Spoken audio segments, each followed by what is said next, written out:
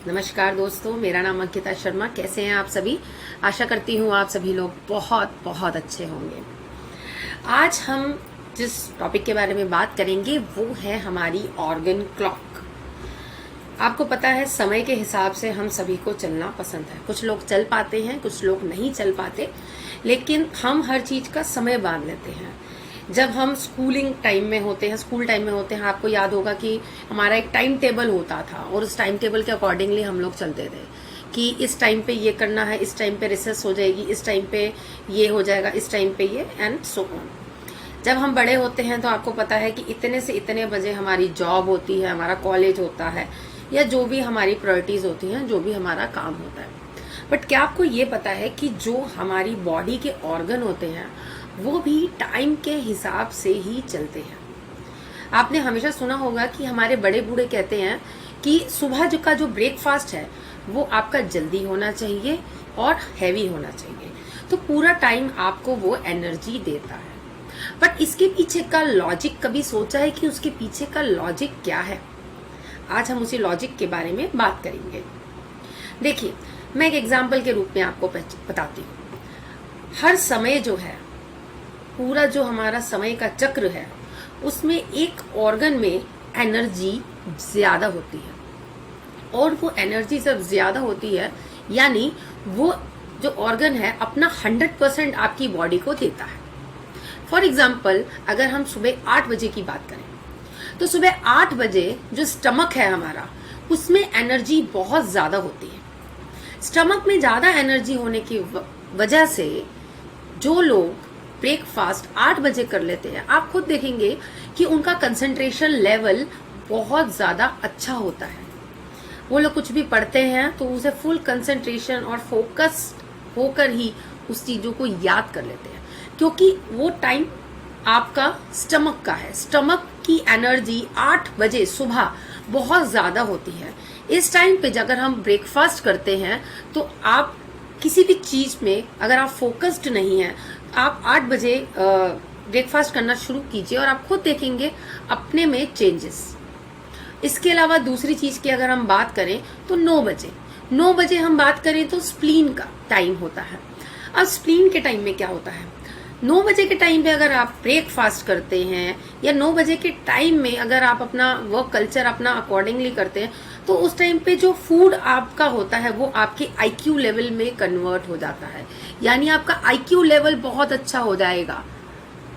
इस तरीके से धीरे धीरे कर कर हर समय जो है, इसके बाद हार्ट आता है, फिर स्मॉल इंटेस्टाइन आता है, तो हर समय जो है आपके एक ऑर्गन में बहुत ज्यादा एनर्जी होती है और वो फुल्ली काम करता है। इसी तरीके से कहते हैं कि रात को जल्दी सो जाना चाहिए। अब उसके पीछे का लॉजिक क्या है? रात को जल्दी इसलिए सो जाना चाहिए कि जिन ऑर्गन्स में एनर्जी ज्यादा होती है, फॉर एग्जाम्पल अगर आप 2 AM की बात है, रात के 2 बजे बात करें, तो लीवर जो है, लीवर में एनर्जी बहुत ज्यादा होती है। अब लीवर में एनर्जी ज्यादा होगी, वो रेस्ट पे होता है, उस टाइम आप सो रहे होते, तो लीवर अपना काम स्पीडी करता है। जब लीवर अपना काम स्पीडी करता है तो क्या करता है, आपकी बॉडी को डिटॉक्स करने का काम लीवर का होता है। वो आपकी बॉडी को डिटॉक्स करता है उस टाइम पे। लेकिन अगर आप उस टाइम पे जाग रहे होते हैं, ऑब्वियसली जब हम जागते हैं तो हमें भूख बहुत ज्यादा लगती है। जब भूख लगती है तो हम थोड़ा बहुत चुटर पुटर खा लेते हैं, तो लीवर अपना काम जो है वो नहीं कर पाता, क्योंकि उस टाइम पे तो आप काम दे रहे हैं स्टमक को कि स्टमक अपना सर्कल लगाए, क्योंकि स्टमक का सर्कल जो है वो सुबह 8 बजे का है, लेकिन आपने उसको दे दिया काम रात को 2 बजे, जब लीवर का काम है।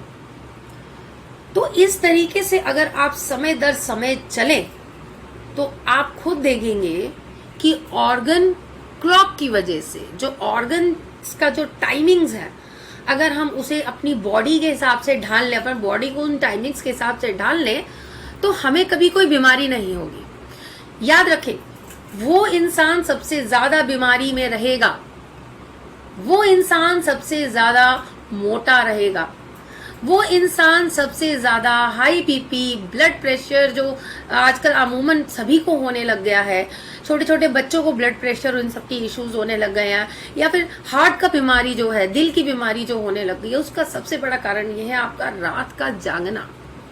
क्योंकि हमारे जो ऑर्गन हैं वो जब रेस्ट करते हैं तब कुछ ऑर्गन ऐसे होते हैं जो आपकी बॉडी में डिटॉक्सिफिकेशन का काम करते हैं, आपकी बॉडी को रिकवर करने का काम करते हैं। अब सुबह 4 बजे जो है वो आपका लंग्स का टाइम होता है, लंग्स को डिटॉक्सिफिकेशन कर रहा होता है। आप डीप स्लीप में होते हैं तो आपकी मेमोरी को आपको एनर्जाइज कर रहा होता है सुबह 4 बजे का।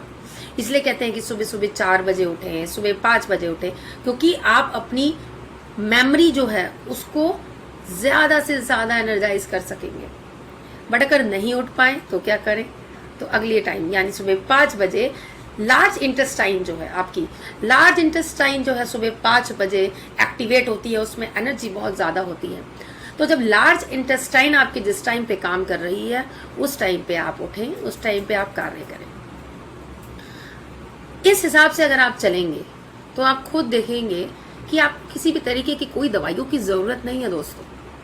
आप खुद ही अपने आप को हील कर सकते हैं। You can heal yourself. अगर आप कोई दवाई ना भी लें, आप अपने बुखार को तब भी खत्म कर सकते हैं। छोटी सी चीज है ना बुखार, लेकिन आजकल बहुत ज्यादा बड़ी हो गई है। एकदम हम एंटीबायोटिक्स पे आ जाते हैं, एकदम इन सारी चीजें हम पैरासीटामोल और इन सभी का जो है सहारा लेने लग जाते हैं। अरे बुखार चढ़ गया, जल्दी से पैरासीटामोल दे दो। लेकिन हमारी बॉडी में खुद ऐसे एंजाइम्स होते हैं, हमारी खुद बॉडी जो है हील खुद कर सकती है। उसे मौका तो दीजिए आपको हील करने का।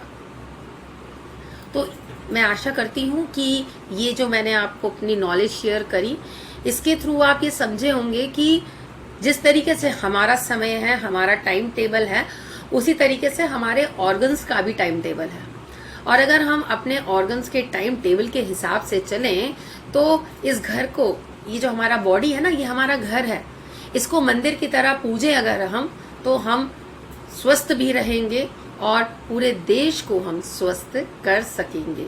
और आपको खुशी भी होगी जब आपको दवाइयों पे एक पैसा नहीं लगाना पड़ेगा और आप खुद अपने आप को हील कर सकते हैं। ऐसी ही और वीडियोस के लिए हमें सब्सक्राइब करें और बेल आइकन दबाना ना भूलें। Thank you so much.